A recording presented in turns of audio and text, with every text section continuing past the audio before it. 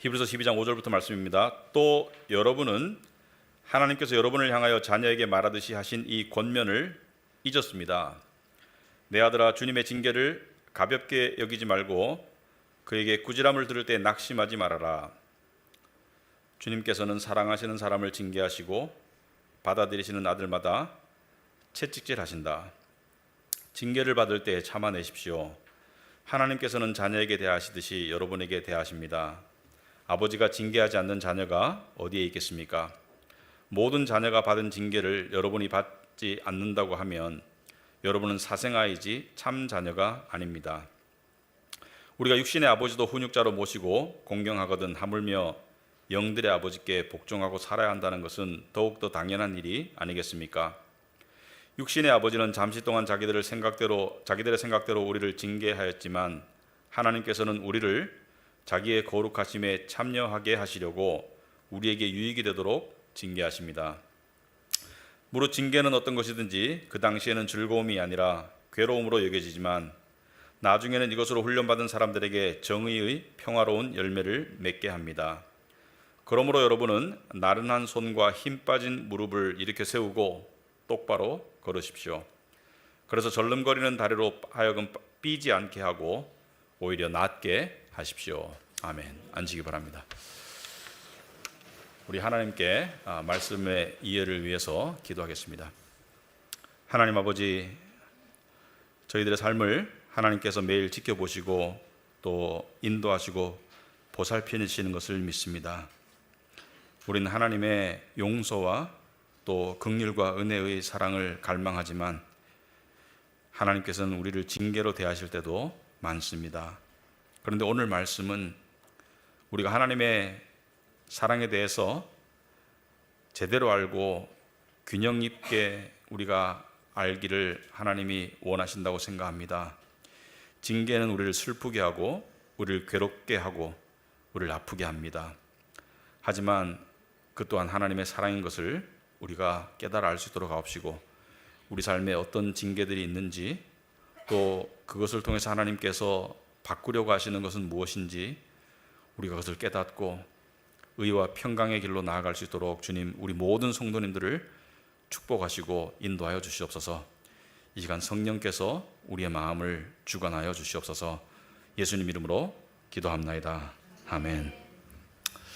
오늘 우리 본문에 보시면은 이 키워드가 징계라는 단어인데요. 징계라는 단어가 요즘 자주 접하는 단어는 아닌데 조금 오해가 있을 수 있는 단어입니다. 징계라는 단어를 들을 때 우리가 생각하는 그 개념은 죄에 대한 벌이다.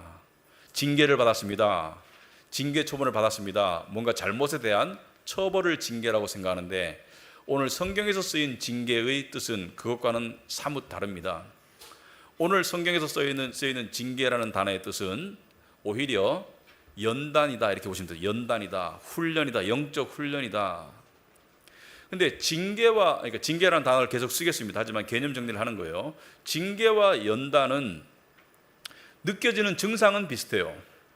여러분, 강도가 칼로 여러분의 배를 찌르는 것과 의사가 칼로 여러분의 배를 찌르는 것은 그 고통은 비슷합니다. 칼로 배를 찔리면 또 고통은 비슷해요. 그렇지만 강도는 사람을 죽이려고 찌르는 것이고 의사는 사람을 살리려고 칼로 배를 찌르는 것이겠죠, 그죠? 수술하기 위해서. 그래서 수술칼과 강도의 칼은 느끼는 증상은 비슷하지만 그 의도는 완전히 달라요.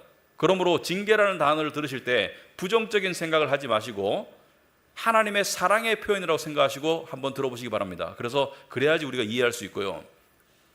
우리가 하나님은 사랑이시다, 하나님은 우리를 사랑하신다, 또 하나님의 사랑을 제가 느꼈습니다, 하나님의 사랑을 체험했습니다, 이런 표현을 할 때 우리는 하나님의 따스함, 하나님의 용서, 하나님의 긍휼, 하나님의 은혜를 주로 생각하는데 사실은 하나님의 사랑의 많은 경우들이 징계로 다가옵니다.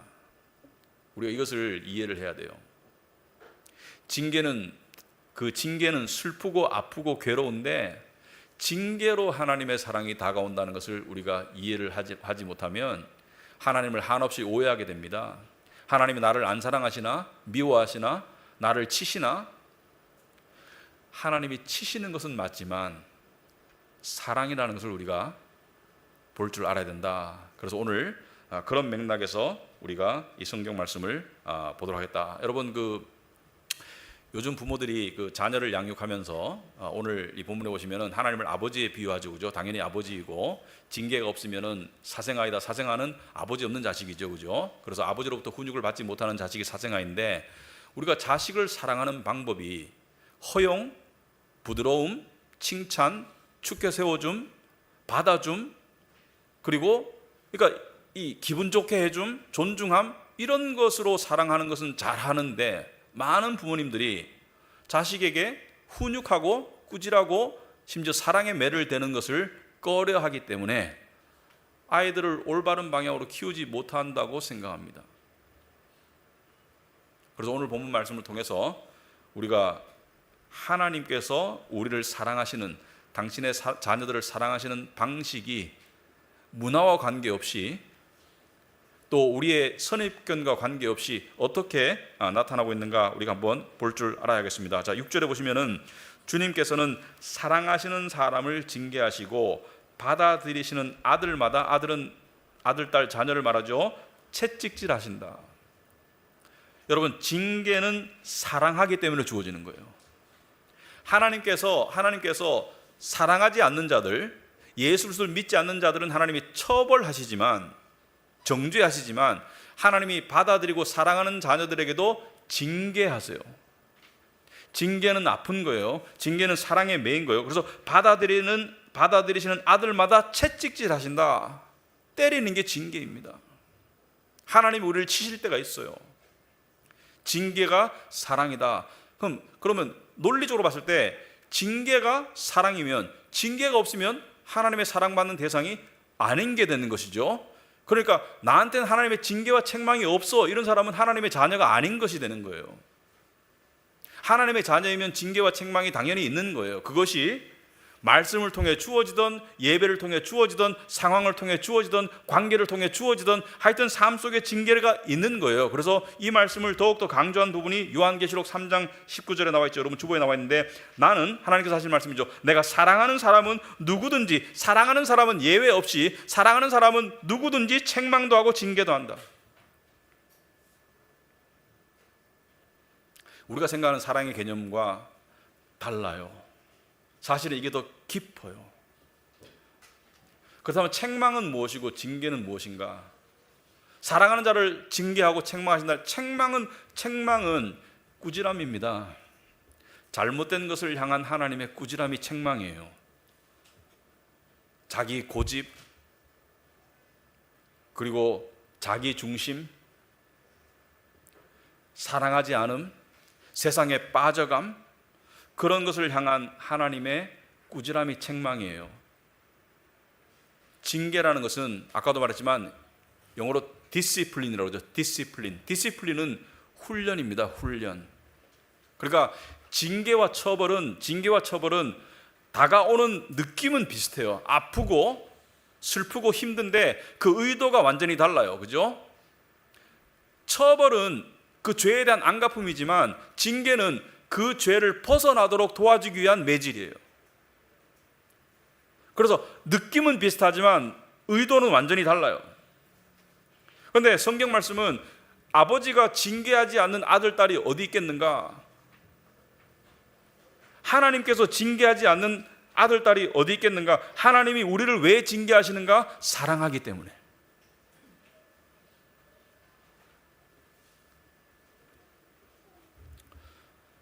심지어 아까도 말했지만 7절 중간에 보시면 아버지가 징계하지 않는 자녀가 어디 있겠습니까? 8절에 모든 자녀가 받은 징계를 여러분이 받지 않는다고 하면 여러분은 사생아이지 참 자녀가 아니라고 하고 있습니다. 징계가 없으면 참 자녀가 아니라는 것은 저도 여러분도 하나님의 징계를 받아요. 사실은 매일 받아요. 근데 우리가 오해해요. 징계는 아프고 슬프고 기분 나쁘고 괴롭고 그렇기 때문에 우리가 사랑이 아닌 것으로 오해하는데, 분별력을 가져야 돼요. 사탄의 정죄와 하나님의 징계는 구별할 줄 알아야 돼요. 증상이 비슷해요. 하지만 우리가 구별할 줄 알아야 돼요. 그래서 오늘 말씀을 통해서 우리가 하나님의 사랑에 대해서 좀 더 깊이 있는 이해를 했으면 좋겠다. 그래서 세 가지 제목으로 살펴보겠습니다. 징계의 형태, 첫째는 징계가 어떤 형태로 주어지나, 하나님의 연단이 어떤 형태로 주어지나, 그 다음에 두 번째, 징계의 목적이 뭔가, 왜 하나님은 우리를 징계하시나, 사랑하니까 징계하신다는데 그러면 하나님께서 원하시는 방향과 목적은 뭔가, 그 다음에 세 번째 마지막으로 징계를 그렇다면 어떻게 대해야 되는가, 징계를 대하는 태도에 대해서 우리가 살펴보고자 합니다. 첫째, 징계의 형태, 하나님의 징계는 어떻게 주어지나. 여러분, 성경의 인물들을 보시면은 징계를 고난이라고 봤을 때 징계가 없는 성경의 인물들은 없습니다. 아브라함은 본토를 떠났죠. 고향을 떠나서 타향살이를 하는 그 괴로운 삶에 징계가 있었고요. 가정 불화의 징계가 있었고요. 하갈과 하갈이 낳은 그 이스마엘과 그 다음에 그 아내 사라가 낳은 이삭, 그 사이에 분쟁이 있었고요. 가정 불화가 있었고요. 그리고 여러 가지 그 삶의 고통이 있었죠. 여러분, 야곱은 가족과 형을 등지고 도망가서 약 20년 동안 외삼촌 밑에서 종노릇 했죠. 여러분, 이 양치기로 산다는 것은 쪽잠을 자는 거예요. 저녁 10시부터 그 다음날 6시까지 잘 수 있는 잠이 아니에요. 왜냐하면 양에게 언제든지 맹수가 올 수 있기 때문에 양치기는 계속 양과 살면서 이동하면서 쪽잠을 자는 거예요. 요셉은요, 집에서 귀염둥이였죠. 아버지의 사랑을 독차지하다가 노예로 팔려가가지고 의로운 행위를 했는데 주인의 아내가 자신을 유혹했는데 그것을 뿌리친 것에 대한 대가로 감옥에 갔어요. 그런데 어떤 징계는 인과관계가 보입니다. 이따 설명하겠지만 원인 결과가 보이는데 어떤 징계는 원인과 결과가 납득이 안 되거나 달라요. 의로운 행위를 했는데 감옥에 갔어요. 왜 그럴까? 하나님께서는 그 더 깊은 곳을 다루기 때문에. 겉으로 드러난 공평과 불공평의 문제가 아니라는 것을 말하고 있죠. 하나님께서는 더 깊은 요셉의 문제를 다루고 있다. 왜? 집에서 귀여움 독차지하고 살던 자기중심성의 요셉에서 이제 단단한 믿음의 사람이 되도록 하나님께서 연단시키는 것이죠. 그 연단에 쓰인 도구가 고난과 억울함이었죠. 억울함을 겪을 때가 있어요. 다윗은 하나님의 법에 따라 살려고 했지만 사울 왕의 살해 위협을 받아가지고 억울하게 도피 생활을 오랫동안 했었죠. 여러분, 징계 없는 인물이 없습니다. 그런데 어떤 징계는 인과관계가 보여요. 그런데 어떤 징계는 인과관계가 안 보입니다. 어떤 징계는 인과관계의 이 A와 B의 이 인과관계가 역으로 작용할 때가 있어요. 나는 잘했는데 왜 나쁜 일이 생겼지? 그런 억울함도 있을 수 있는데, 예를 들어서 연습 문제를 한번 풀어보겠습니다. 여러분, 사람들에게 주어지는 대표적인 보편적인 징계 중에 대표적인 것이, 여러분, 말세가 되면 특징이 있죠. 뭐죠? 돈을 사랑하고 자기를 사랑한다. 돈을 사랑하고 자기를 사랑한다. 여기서부터 여러분 자유로울 수 있는 사람들은 거의 없습니다. 제가 봐서. 교회 다니는 사람도 마찬가지예요. 물론 세상 사람보다 낫겠지만 돈을 사랑함과 자기를 사랑함으로부터 자유로운 사람이 거의 없는데, 돈을 사랑함에 대한 하나님의 징계는 뭘까요? 돈을 모으려는데 빠져나가. 생각지도 않은 일들이 생겨요. 그리고 주위에서 쉽게 빨리 돈 번 사람 보니까 질투가 나고 화가 나. 자신이 바보 같아.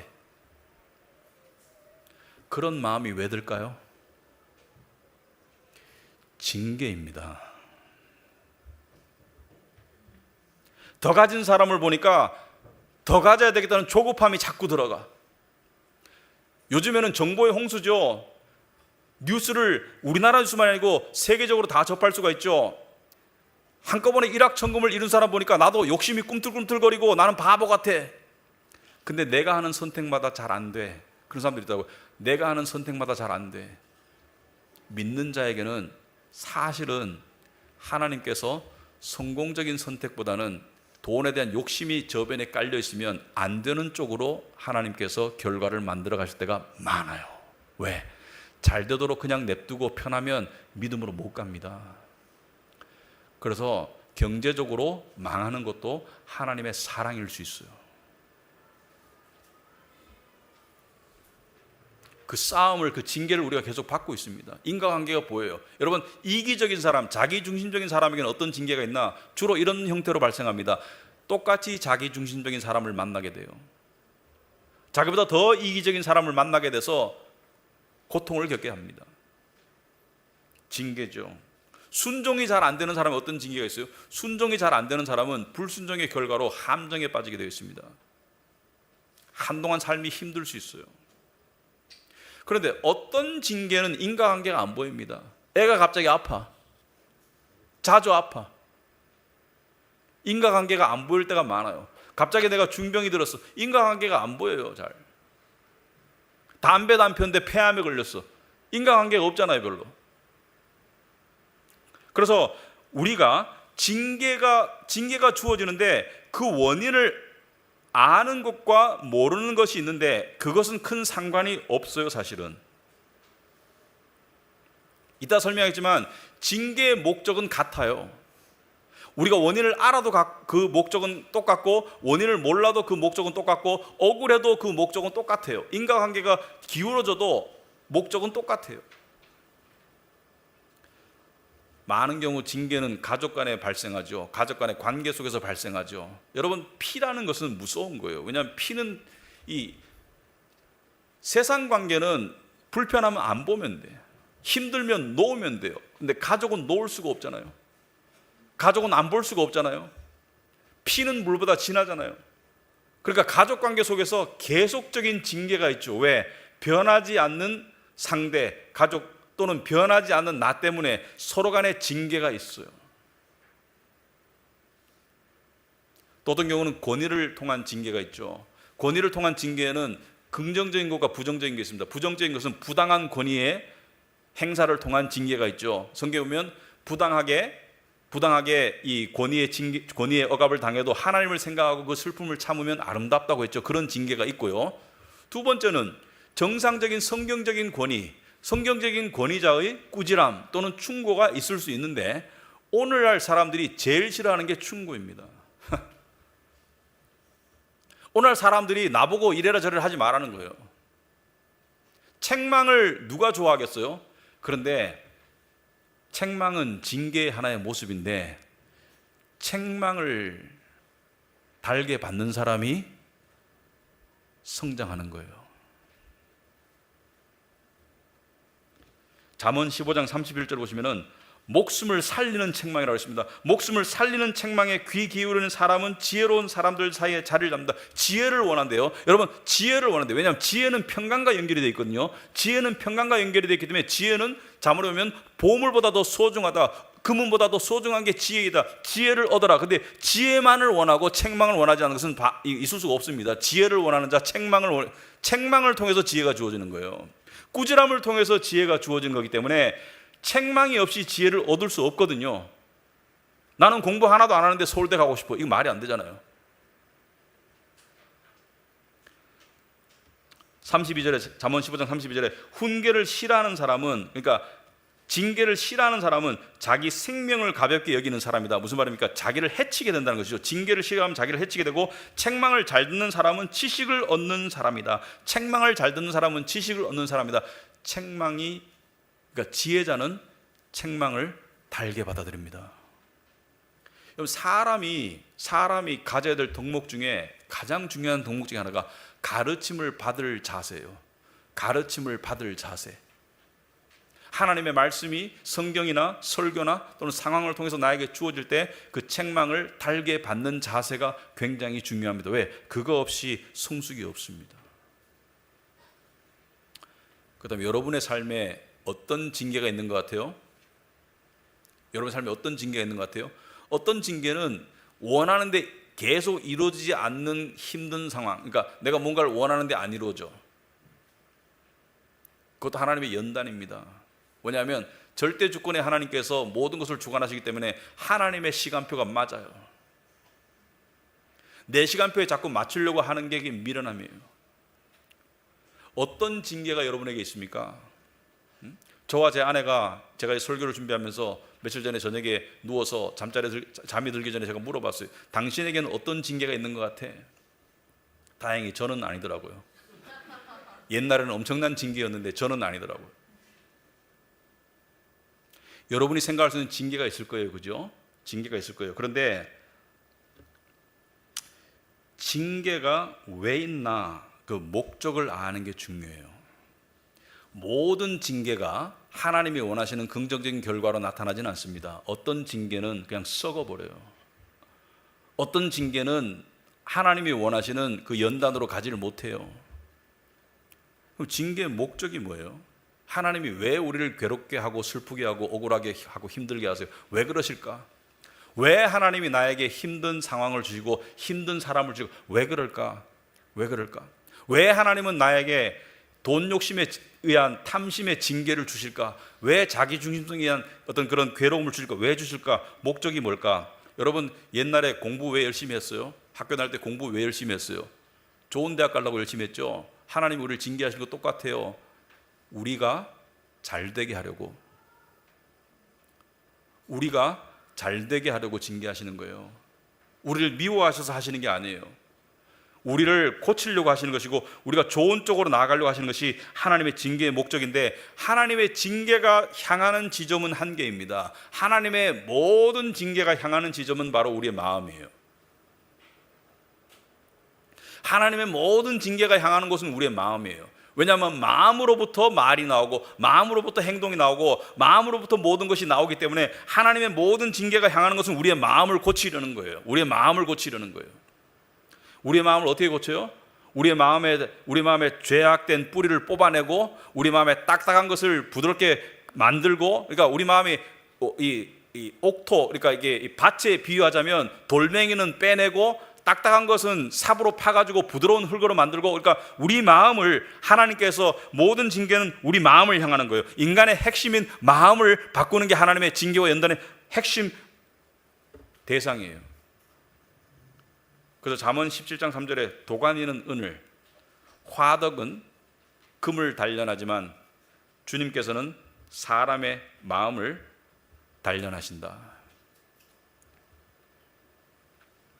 그렇다면 마음을 어떻게 단련하시나? 좀 더 구체적으로 마음을 어떻게 하나님께서는 바꾸시기를 원하시는가? 여러분, 하나님께서 우리를 징계하시는, 우리 마음을 다스리시는 가장 첫 번째 관문은 세상 속에 있던 마음이 하나님을 찾는 쪽으로 만드는 것입니다.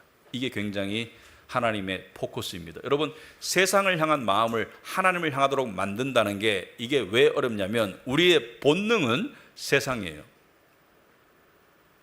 우리의 육신의 본능은 세상입니다. 세상적인 재미, 세상적인 성취, 세상적인 명예, 세상적인 쾌락, 우리의 본능은 세상인데 그것을 하나님을 찾는 쪽으로 만드는 것이 징계의 첫 번째 목적이에요.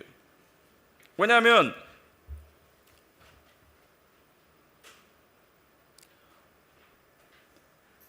모든 징계와 연단이 다 하나님을 찾는 은혜로 연결되지는 않지만 징계와 연단 없이 하나님을 스스로 찾는 자는 없습니다. 모든 징계와 연단이 다 하나님을 찾는 쪽으로 열매 맺지는 못하지만 징계와 연단 없이 하나님을 스스로 찾는 자는 없어요. 그래서 하나님께서 징계와 연단을 주심을 통해서 우리에게 원하는 결과가 뭐예요? 12절에 그러므로, 그러니까 징계, 사랑하는 자식들을 징계하시는 하나님의 손을 통해서 그러므로 여러분은 나른한 손과 힘 빠진 무릎을 일으켜 세우라는 것은 하나님을 찾는 기도를 말하는 거예요. 기도의 마음. 나른한 손이라는 것은 손이 기도로 잡아지지 않고 힘 빠진 무릎이라는 것은 기도의 무릎이 안 세워지는 것이죠. 하나님을 찾는 쪽으로 나아가는 것이죠. 두 번째 13절에 보시면 똑바로 걸으십시오. 똑바로 걸으라는 것은 뭐예요? 이때까지 말과 행동 속에서 흐물흐물거리고 절름거리는 다리로 하여금 삐지 않게 하고 오히려 낮게 하십시오. 절름거리는 다리가 삔다는 것은 세상 속에서 자꾸 넘어지는 것이죠. 말과 행동 속에서 자꾸 넘어지고 실수하고 실패하고 그것을 고침받으라는 거예요. 여러분, 우리가 행동으로 상처 줄 때도 있지만 뭘로 상처를 많이 주죠? 말로 상처를 많이 주죠. 근데 말이 자꾸 삐뚤로 나와. 엉뚱한 말을 해. 여러분, 행동보다 말로 상처 주는 것이 한 10배는 많을 거예요. 그것이 제대로 되게 하기 위해서 어떻게 해요? 똑바로 걷기 위해서 어떻게 해요? 징계를 받으라는 거예요. 징계를 받아가지고 어떻게 하라고? 하나님을 찾으라는 거예요. 하나님을 찾는 모습으로 나아가라는 거예요. 그런데 중요한 것은 이 징계가 힘들고 어렵고 괴롭고 슬프고 관계 속에서 주어질 때 이것을 등한시하고 하나님을 찾지 않으면 어떻게 될까요? 징계의 고통이 가중됩니다. 길은 하나밖에 없어요. 고통이 가중됩니다. 여러분, 우리가 항암 치료를 할 때 첫 번째 단계에서 약을 썼는데 안 들어요? 그럼 어떻게 해요?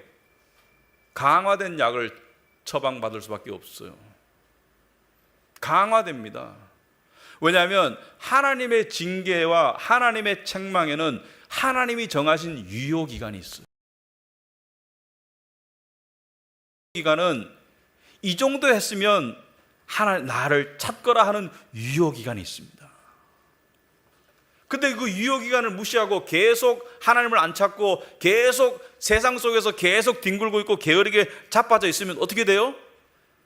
예레미야서 요즘에 매일 성경 보시고 있죠. 예레미야의 그 하나님의 징계와 책망을 이스라엘이 안 들었을 때 어떻게 되었습니까? 예레미야 2장 19절에 중간에 보시면 이런 말씀이 있습니다. 그러므로 주 너의 하나님을 버리는 것과 주 너의 하나님을 버렸다는 것은 징계를 내팽개친 것과 나를 경외하는 마음이 너에게 없다는 것이, 나를 경외하는 마음이 뭐예요? 나를 찾는 마음을 말하죠. 나를 찾는 마음이 너에게 없다는 것이 얼마나 악하고 고통스러운가를 보고서 깨달아라. 얼마나 악하고 고통스럽냐는 것은 징계가 주어졌을 때, 책망이 주어졌을 때 그 유효기간이 지날수록 얼마나 고통스럽고 아픈지를 깨달는 것이죠. 징계가 주어졌는데 같은 실수를 계속 반복해, 같은 잘못을 계속 반복해, 깨달으라는 거예요.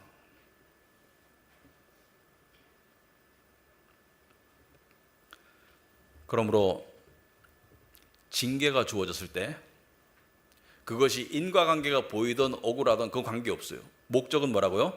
하나님을 찾는데 그 징계에 버금가는 강도로 하나님을 찾아야 돼요. 징계는 이만한데 하나님 요만큼 찾아 안 됩니다. 징계의 수준보다 높게 하나님을 찾아야지 그 징계에서 뭔가 얻을 수가 있지, 징계는 이만한데 하나님을 찾는 것은 요만하다, 그건 안 돼요. 여러분, 하나님께서 사랑하는 자들을 잠들게 하시고 또 깨우십니다. 여러분, 새벽에 갑자기 눈을 떴어요. 왜 잠이 안 오지? 아마도 이유가 있을 겁니다. 제가 이 말씀을 준비하면서 생각해 보니까 저의 삶에도 징계와 연단이 많았죠. 지금도 진행 중이고요. 왜냐하면 이건 죽을 때까지 가는 거예요. 그런데 이 굵직굵직한 징계들이 있죠. 제가 그 대학을 졸업하고 직장을 갔을 때 그때 문화는, IMF 전의 문화는 군대보다 더했습니다. 대기업 문화가. 왜냐하면 60살까지 평생 가는 거예요. 3년 군대 생활에도 그만큼 그 억압 문화가 있는데 30년 직장 생활하니까 라인이 분명하고 충성도가 있어야 되고, 그 충성도와 라인을 결정짓는 게 주량입니다. 주량. 주는 대로 마셔라. 심지어요, 어떤 사람은 또라이예요. 자기 신발에 술을 따라가지고 마시게 해서 충성맹세를 했던 시절이 있었어요. 그런 시절에 제가 직장을 갔는데, 자, 술을 취하는 것은 죄이지만 술 마시는 것은 죄가 아니에요. 적당한 선에서는. 그렇지만 저는 술을 마실 수가 없었어요. 왜? 한 잔 마셨는데 10잔을 못 마신다면 말이 안 되잖아요. 지금 직장인들은 이해 못하죠. 지금은 여러분들이 알아서 하잖아요. 그죠? 당시에는 회식은 필참, 술은 무조건 마셔야 된다. 근데 모두가 그런 문화 속에 있는데, 제 부서에 그때 우리나라 기독교인이 20%인데 제 부서에 한 20명 있었는데 기독교인이 저 혼자였어요. 교회 다니다 그만 다니는 사람은 있었는데 기독교인은 저 혼자였어요. 그러니까 완전히 하나님께서 그 상황 속에서 넣어놓고 저를 다루시는데, 아무리 일 열심히 해도 술 안 마시면 아무 의미가 없는 그런 시대였습니다. 근데 술은 항상 비도덕적인 음란한 문화로 연결되던 그런 시절이었어요. 그래서 술을 마실 수가 없죠, 그죠? 마실 수가 없잖아요. 제가 크리스찬인데 마실 수가 없잖아요. 근데 그때 저에게 가해지는 그 압박은 굉장히 심했습니다. 제가 많은 간증이 있어요. 그런데 그때 직장 가기가 너무 힘들었어요. 왜? 매일매일이 싸움이야. 왜냐하면 그 전날 자기들이 술 마신 이야기를 하면서 저는 왕따 수준이 아니고 나중에 승진 못할 뻔했어요. 왜냐하면 조직에 부합하지 않는 사람이라고 낙인이 찍혔습니다. 왜? 술을 안 먹으니까.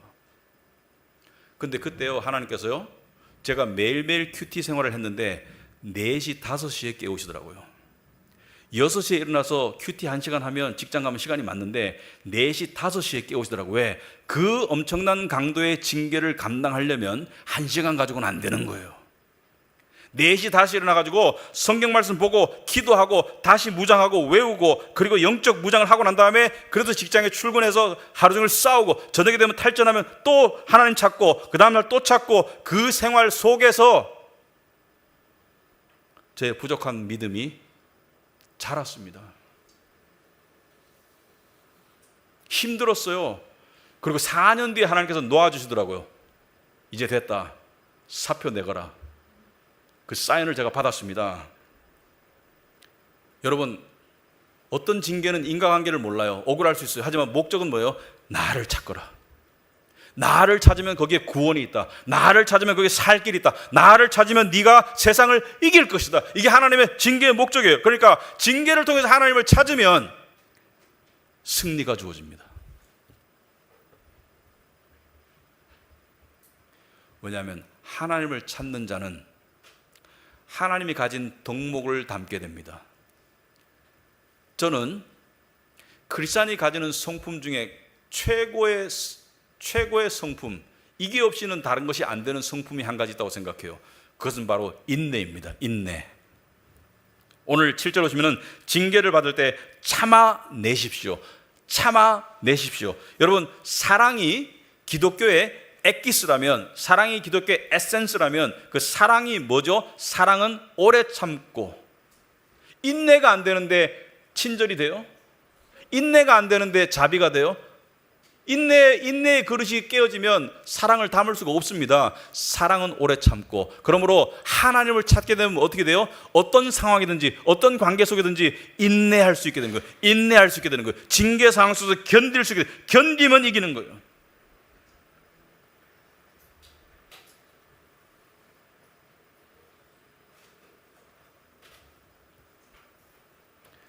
징계를 통해서 하나님을 찾아요. 그리고 하나님의 인내를 닮아가요.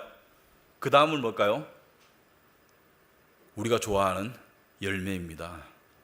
의와 평강의 열매입니다. 이것을 세상 사람들은 행복 상태라고 그러거든요. 근데 그것과는 차원이 다른 상황을 초월하는 평강 상태를 하나님이 주신다. 그래서 11절에 무릇 징계는 어떤 것이든지 그 당시에는 즐거움이 아니라 괴로움으로 여겨지지만 나중에는 이것으로 훈련받은 사람들에게는 정의의 평화로운 열매를 맺게 됩니다. 이게 원래 개역개정에는 의와 평강의 열매를 맺습니다. 의와 평강의 열매를 맺습니다. 제가 옛날에 제 아내를 그렇게 징계하도록 괴롭혔는데 이제는 의와 평강의 열매를 서로 누릴 수 있게 되었어요. 왜? 하나님의 징계와 연단의 세월이 있었기 때문에 그 열매를 누릴 수 있는 거예요. 근데 자칫 잘못하면 징계나 연단을 통해서 하나님부터 멀어지는 경우도 있습니다. 조심하셔야 됩니다. 징계와 연단이 있는데 영화 보는 거 죄 아니거든요. 쇼핑하는 거 죄 아니거든요. 오해하지 마세요. 저도 영화 보고 쇼핑해요. 근데 하나님을 찾아야 되는 시간에 그 스트레스를 쇼핑과 영화로 해소하게 되면 어떻게 되는 거예요? 목마른데 하나님이 주시는 생수를 안 마시고 바닷물을 벌컥벌컥 마시면 어떻게 되겠어요? 그러지 마세요. 하나님이 골방에 가서 내 말씀 보고 기도하거라 라는 타이밍이 주어지면 텔레비 끄고 가세요.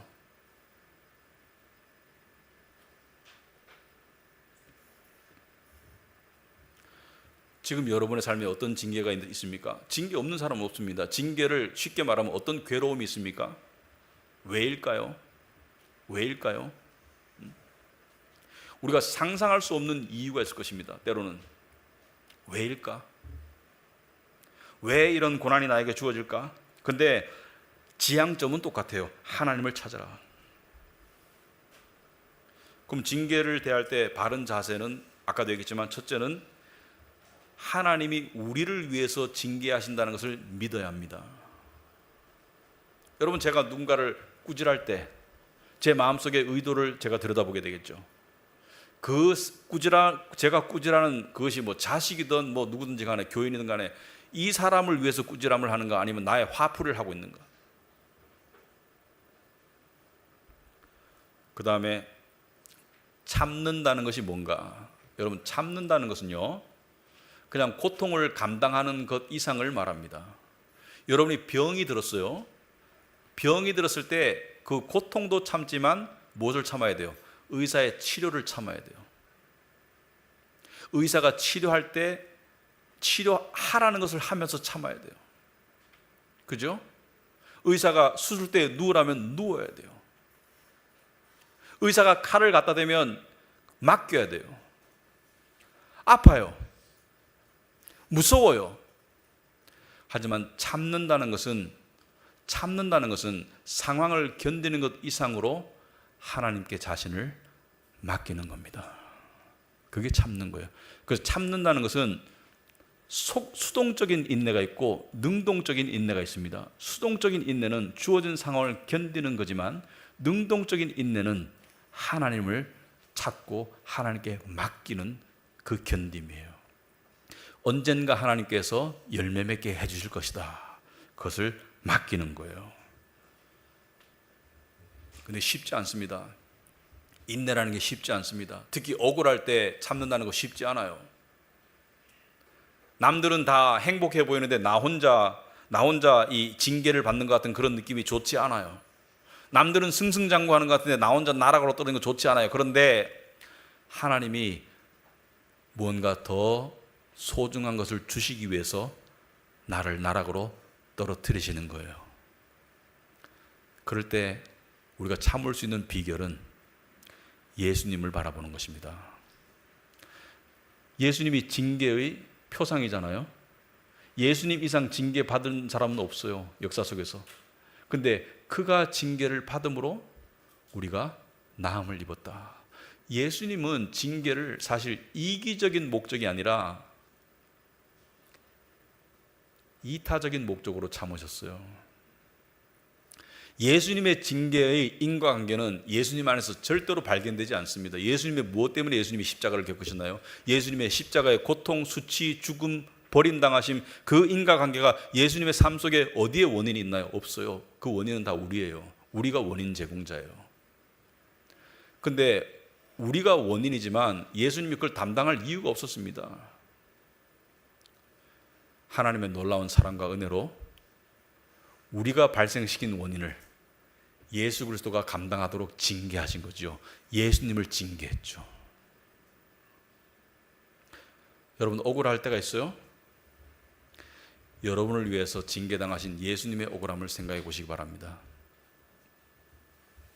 여러분, 힘들고 고통스러울 때가 있어요?